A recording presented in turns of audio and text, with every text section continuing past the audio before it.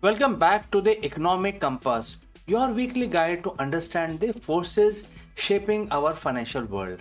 I'm your host Chandrakant, and today we are diving into the critical development from India that has implications for everyone, from investors to everyday consumers.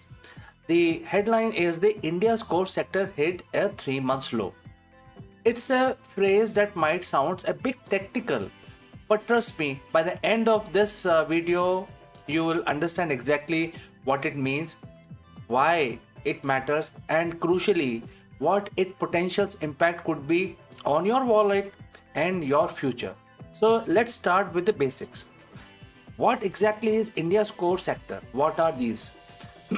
Think of it as a foundational pillar of any economy. In India's case, the core sector comprises of eight crucial industries, which are namely coal, crude oil, natural gas, refinery products, fertilizers, steel, cement, and electricity.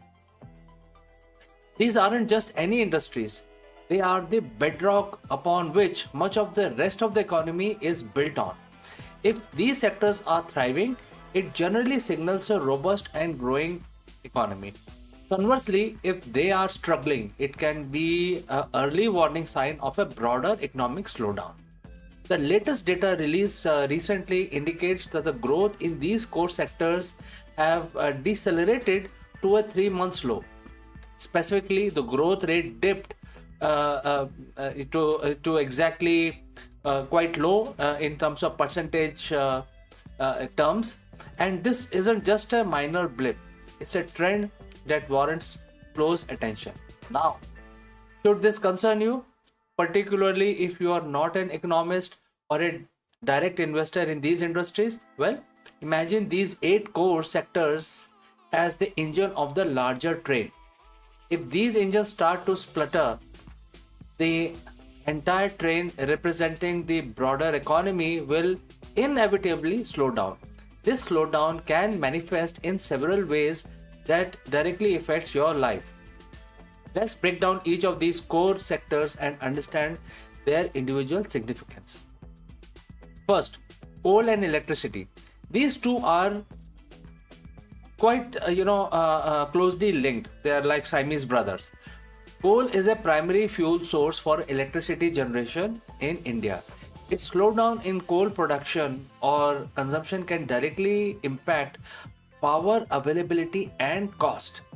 If the electricity generation sputters, the industry that relies heavily on power, which is virtually every industry today, from manufacturing to IT, will face huge cost on production and a lot of other constraints. For you, this could mean higher electricity bills or even disruption in services that depend on stable power supply. On a larger scale, it can deter new investments and industrial expansion. Next is a crude oil, also the natural gas, and the refinery products. These are vital for energy security and transportation. A decline in their growth often points to reduced industrial activity, less demand for fuel in transportation, and potentially a weaker outlook for consumer spending on goods that require transportation. If fewer goods are being moved, it suggests less production and less consumption. For the average person, this could eventually translate to higher fuel prices if supply is constrained, or sign shows that the fewer goods are moving through supply chain, impacting availability and potential price rise. Then we have the fertilizers. This might seem like a niche, but it is absolutely critical for India's agriculture sector, which employs a vast portion of the population and contributes significantly to the GDP. A slowdown in fertilizers production or demand can signal challenges in the agriculture sector, potentially leading to lower crop yield, higher food prices, and reduced rural income. If the farmers are struggling, it has a ripple effect across the entire economy, as a rural demand is a major driver of consumption in India. So the price of your vegetables and groceries could be indirectly influenced by this particular sector. Now let's move on to steel and cement, which are the backbone of the infrastructure and construction. A dip in their growth is a strong indicator of a slowdown in construction activity, be it residential, commercial, or public infrastructure, and several other projects. When construction slows down, it impacts a massive ecosystem of allied industries, from labor and raw material supplies to real estate developers and home furnishing businesses. For individuals, this can mean fewer jobs opportunity in the construction sector, potentially slower growth in property values in some areas, and general sense of reduced economic dynamism. If the government is pushing for infrastructure development, a slowdown here could mean targets are being missed, impacting long-term economic plans. So we have established what the core sector is and why its slowdown matters generally. Now let's dwell deeper into what it means for you and me. And this isn't just an abstract economic data, it has a tangible effect on your daily life, your job, and your financial planning. Now let's look at impact on jobs as a first pillar. When the core industry slows down, it often leads to reduced hiring or even job losses. If the steel production is down, fewer workers are needed in the steel mills. If the construction projects are paused due to cement slowdown, construction workers and associated traders suffers. This effects can trickle down on a reduced income in one sector, lead to less spending in another, creating a domino effect across the economy. So if you are looking for a job or concerned about the job security, a core sector slowdown is a red flag. Next is a inflationary pressure or deflationary risk. This is a nuanced point. On one hand, if the production of essential raw materials like steel or electricity slows and demand remains strong, it could lead to higher prices for finished goods that use these inputs. Imagine a scarcity of steel driving up the car prices. On the other hand, a broader economic slowdown stemming from the core sector could also lead to reduced consumer demand, which might eventually forces businesses to lower prices to attract buyers, leading to deflationary pressure. The precise impact depends on the various other factors, but both scenarios have implications for your purchasing power. Next is the investment decisions. So, for investors, a slowdown in the core sector is a clear signal to reassess their portfolio. The industries depend on these core sectors like manufacturing, real estate, and automotive might face headwinds.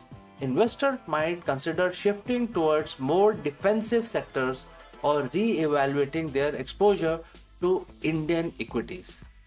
Even if you're not directly investing in these industries, the overall market sentiment can be affected, impacting your mutual fund or retirement savings. Next is the government policy response. A slowdown in a core sector growth will invariably draw the attention of policymakers. The government might consider fiscal measures, which such as increased public spending on infrastructure to stimulate demand for steel and cement, or tax incentives for industries. The central bank, the Reserve Bank of India, might also respond with a monetary policy adjustment, such as interest rate cuts, to encourage borrowing and investment. These policy responses can directly affect loan interest rates for homes and businesses, as well as the availability of credit.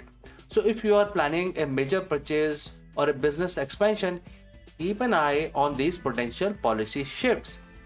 Next is the consumer confidence. Perhaps one of the most insidious effects of economic slowdown is on the consumer confidence.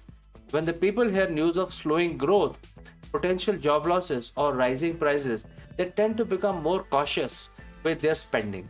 They might delay purchase of a new car, postpone home renovation, or cut back on discretionary expenses.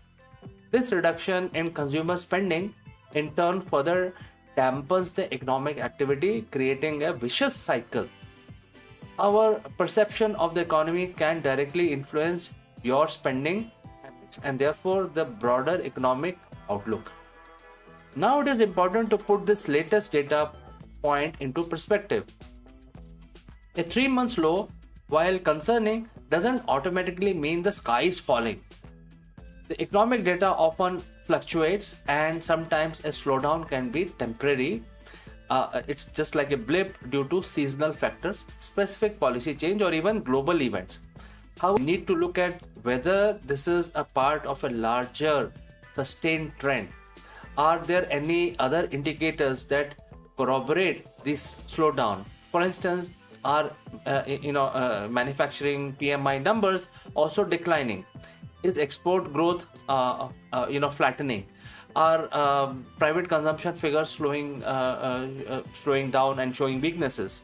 When multiple economic indicators point in the same direction, the alarm bell ring louder. Some of the potential reasons for this slowdown could be global headwinds. We all know that a lot of global turmoil going on. The global economy is facing its own challenges at this point in time, including inflation, interest rate hikes, and therefore all of this is happening in major economies like US, China, etc. And there are other geopolitical tensions. These can impact demand for Indian exports and also influence investor sentiment. There are domestic factors as well. High interest rates within India implemented to combat the inflation might be dampening investment and consumer spending. Supply chain disruption, even localized ones, can also affect production. Then we just finished the monsoon, and so let's talk about monsoon performance because this is a major phenomena in India. While not directly a core sector component, a weak monsoon can impact agriculture output, thereby reducing rural demand for various goods, which in turn affects industrial production. Then there are sector-specific issues. There might be specific challenges within the individual core sectors. For example, issues related to land acquisition or environmental clearances could hinder new projects in steel or cement. So what should you do with this information which has just come in? Panic is never good strategy. Instead, it's about being informed and prepare for it. The core sector performance is a vital barometer of India's economic health.